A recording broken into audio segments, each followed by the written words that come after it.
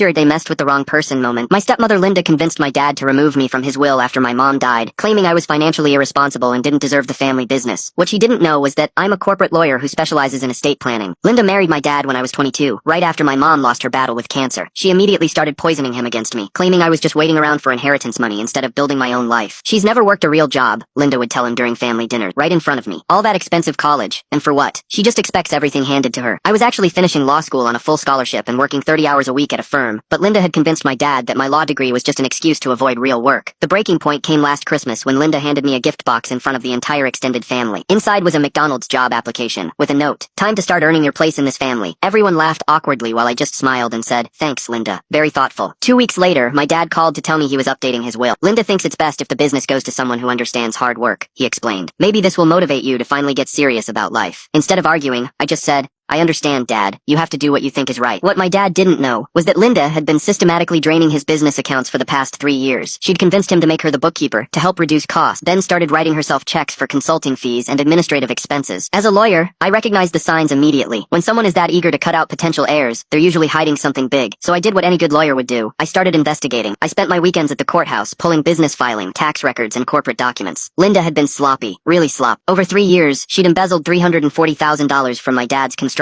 company. Fake vendor payments to shell companies she'd created, inflated supply costs where she kept the difference, even payroll fraud where she'd added fictitious employees and pocketed their salaries. But here's the beautiful part. By removing me from the will, Linda had unknowingly triggered a legal review of the estate. As a disinherited heir, I had the right to request a full financial audit of any assets that would have been mine. I filed the petition through a colleague so my name wouldn't appear on the paperwork. The court-ordered audit was scheduled for the following month. 2 weeks before the audit, Linda panicked and tried to cover her track. She suddenly discovered accounting errors and started frantically moving money around, trying to repay what she'd stolen.